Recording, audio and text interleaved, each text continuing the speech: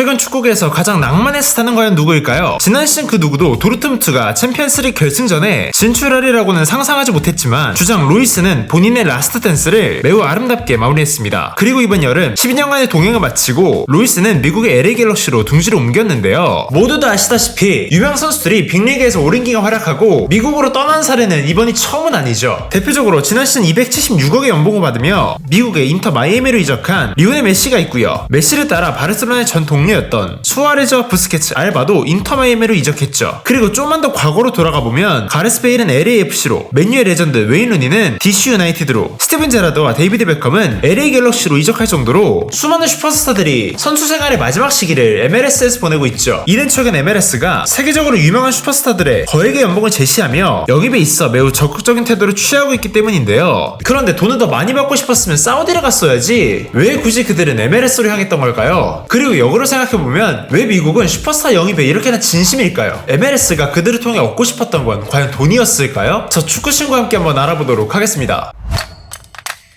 현재 미국 내 거대 자본들과 셀럽들은 축구에 꽤나 진심인데요. NFL 구단 LA 램즈의 소유주 크랑키 스포츠 앤 엔터테인먼트는 현재 프리미어리그의 아스날을 소유하고 있고요. 메이저리그 보스턴 레드삭스를 운영하고 있는 미국의 퍼네이 스포츠 그룹은 리버풀의 공동 구단주이기도 합니다. 현재 첼시 공동 구단주인 토드 볼리 역시 LA 다저스와 LA 레이커스의 지분을 가지고 있기도 하죠. 그렇다면 셀럽들은 어떨까요? 먼저 스포츠계 유명 인사들만 보더라도 데이비드 베컴은 현재 인터 마이애미의 공동 구단주이고 농구 선수 르브론 제임스와 마이클 조던도 축구에 관심이 많다고 알려져 있어요. 조금만 더 확장해보면 잉글랜드 3부 리그에 소속된 렉섬 FC의 공동 구단주인 라이언 레이놀즈, 그리고 작년에 토트넘 인수 썰이 나오기도 했던 제이지를 비롯해 수많은 할리우드의 배우들과 가수들이 꽤나 축구에 열광하고 있다고요. 그리고 이 관심에 발맞춰 현재 MLS 인기도 급격히 높아지고 있습니다. 이미 잘 알려져 있듯이 미국의 4대 스포츠는 미식축구와 야구, 농구, 아이스하키죠. 그리고 이 4개의 미국 스포츠 리그는 전 세계 최고의 리그로 뽑히고 있고 쿼터나 이닝을 기준으로 경기를 끊기 때문에 호흡 역시 굉장히 짧습니다. 그리고 중간중간에 들어가는 광고 역시 구자가 많기 때문에 상업적으로도 유익하다고 볼 수 있죠. 그러니까 미국인들 입장에서는 축구보다 다른 스포츠들이 더 재밌는 거예요. 심지어 축구 최강국이 미국도 아니잖아요. 유독 전 세계에서는 가장 인기 있는 스포츠 이 축구가 미국에서만큼은 빛을 발하지 못했었는데 최근 들어서 미국 축구의 상황은 꽤나 긍정적입니다. 2018년을 기준으로 미국 프로축구 MLS의 관중 증가 속도는 전 세계에서 두 번째로 높고 올해 MLS의 경기당 평균 관중 수는 2만 명을 돌파했죠. 또한 작년 기준으로 리그 총 수입은 유럽 5대 리그 다음으로 많았고 1부 리그 팀과 선수 수는 프리미어리그보다 많을 정도로 MLS는 숫자적으로 굉장히 빠르게 성장하고 있습니다. 이렇듯 미국 내부에서 축구에 대한 관심이 늘어나는 동안 MLS는 과거부터 빅리그에서 슈퍼스타들을 데려오며 미국 축구 흥행에 박차를 가했는데요. 팀에서 자리를 잡지 못해 밀리고 있었던 젊은 선수들부터 이미 슈퍼스타급의 커리어를 쌓은 베테랑 선수들까지 거액의 연봉을 주고 리그에 데려왔죠. 그리고 여기서 선수들을 데려올 때 중요한 역할을 했던 제도가 바로 지정선수 제도인데요. 2007년에 베컴이 LA 갤럭시에 입단하면서 베컴 룰이라고 불렸던 이 제도는 셀러리캡 제도에 영향을 받지 않는 선수, 즉 연봉을 자유롭게 줄 수 있는 선수를 팀마다 최대 3명씩 지정할 수 있는 제도예요. 기본적으로 MLS에서는 팀마다 1군 선수단의 연봉 총액을 521만 달러로 개인 최고 연봉은 65만 1000달러, 하나로 약 8억 7천만 원 선으로 고정해 놓는데요. 이 상태에서는 유럽의 빅리그에서 활약하는 슈퍼스타들을 데려올 때 연봉을 도저히 맞춰줄 수가 없었죠. 하지만 지정선수 제도를 도입하면서 베컴을 필두로 메시와 수아레스 등 엄청난 몸값 자랑한 선수들을 자연스럽게 미국으로 데려올 수 있었던 거예요. 하지만 이 스타들을 영입하는 것만으로는 리그 흥행을 보장할 수 없었겠죠. 사우디리그에서도 호날두와 벤제마를 비롯해 수많은 스타들을 영입했지만 리그의 기반이 약하다 보니까 리그가 전체적으로 발전할 수는 없었습니다. 미국 역시 과거에 베켄바워, 펠레 등 슈퍼스타들이 잇따라 영입했음에도 불구하고 당시 리그의 인기는 반비례했을 정도로 이 스타 선수의 존재만으로는 리그를 성장시키기 힘들다는 것을 깨달았죠. 그래서 미국은 이런 실패 이후 리그의 체제를 완전히 바꿔놓았는데요. 그것이 바로 싱글 엔티티입니다. 간단히 말하면 MLS의 각 팀들이 경쟁자가 아니라 서로 파트너라는 거예요. 개인이 소유권을 갖는 유럽 리그의 구단들과 달리 MLS는 조금 독특하게도 구단의 소유자가 바로 MLS, 즉 미국 축구리그입니다. 클럽의 소유주들이 클럽을 인수하면 MLS가 소유한 팀을 운영할 수 있는 권한이 생기고 지역 스폰서십과 중계권, 티켓 수입 등 구단의 자체적인 수익을 제외한 모든 수익은 MLS, 리그에게로 귀속됩니다. 됩니다. 그리고 그렇게 모인 수익들은 리그에서 선수들의 연봉과 심판 급여, 행정 비용 등 이 운영비로 충당하는 데 사용되죠. 구단에서 선수들의 연봉을 부담하는 유럽과는 완전히 다른 시스템인 거죠. 이 제도 덕분에 MLS는 스타들의 연봉을 부담할 수 있게 되었고, 구단주의 경제력에 따른 리그의 전력, 수익의 불균형 역시 해결할 수 있었습니다. 이미 과거에 한 번 실패를 겪었기 때문에 이 실패한 이유들을 철저하게 분석한 결과 미국은 요즘 축구계에서 볼 수 없는 중앙 집권형 체계를 만들어낸 거죠. 슈퍼스타들을 마구잡이로 영입하는 다른 리그들과는 다르게 탄탄한 제도와 시스템을 마련해 놓았고, 그 시스템 하에서 소수의 탑스타들을 데려오면서 잠깐 반짝하고 잊혀진 리그가 아니라 수익적으로도 지속 가능한 형태의 비즈니스 모델을 구축할 수 있었던 거예요. 역시 이런 쪽으로는 미국이 기가 막히죠.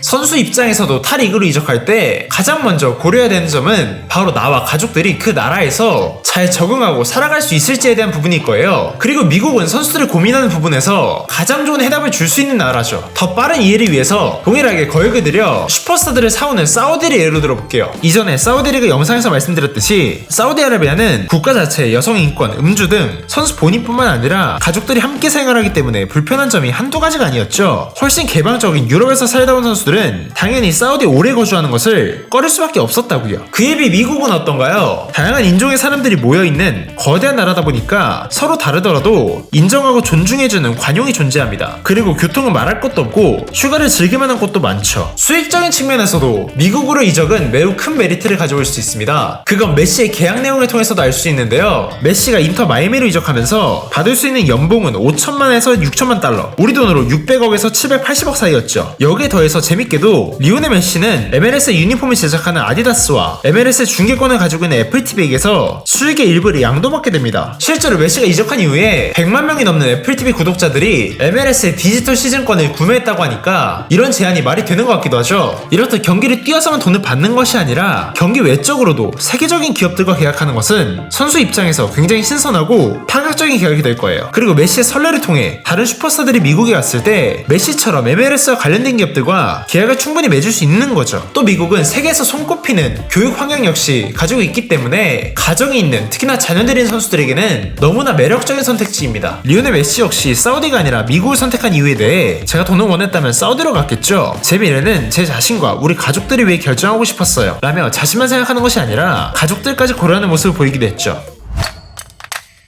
미국이 슈퍼스타들을 데려오는 이유는 사실 리그 흥행보다 더 큰 목표가 있기 때문인데요. 바로 미국 대표팀의 성적 때문이죠. 2년 뒤인 2026년에는 북중미 월드컵이 개최됩니다. 그리고 그 중심에는 당연히 미국이 있죠. 이런 상황에서 슈퍼스타들이 리그에 들어온다면 강팀이 어떤 축구를 하는지, 개개인은 어떤 플레이를 해야 하는지 슈퍼스타들을 통해 배울 수 있습니다. 이렇듯 스타들의 존재는 단순한 마케팅 수단이 아니라 팀적으로 한 단계 스텝업 할 수 있는 마지막 퍼즐 조각이 될 수 있는 거죠. 그리고 이는 궁극적으로 사우디 리그가 단기적으로 성장하는 것에 목숨을 걸고 슈퍼스타들을 데려오는데 혈안이 되어 있었지만 결과적으로 실패했던 이유는 슈퍼스타들이 그 자체로 목적이 되었기 때문이에요. 리그의 기반이 제대로 다져지지 않은 채 유명한 선수들을 데려오면 리그가 부흥할 거라고 기대했던 거죠. 반면 미국의 상황은 완전히 다릅니다. 축구를 비롯해 다양한 스포츠 인프라가 잘 구축되어 있고 수많은 선수들을 해외로 보낼 만큼 유스, 아마추어 시스템도 굉장히 훌륭하죠. 미국에는 MLS 넥스트라는 유스 리그가 존재하는데요. MLS의 전폭적인 지원을 받아 설립된 이 MLS 넥스트는 미국과 캐나다를 합쳐서 133개의 클럽과 590개의 팀, 11,000여명의 선수들이 소속되어 있죠. 게다가 현재 미국 청소년 대표의 90% 이상이 MLS 넥스트 출신일 정도로 유스 시스템이 매우 탄탄합니다. 이렇듯 카타르, 사우디와 달리 미국은 철저한 시스템 내에서 분명한 목적을 가지고 베테랑 선수들을 영입하고 있는 거죠.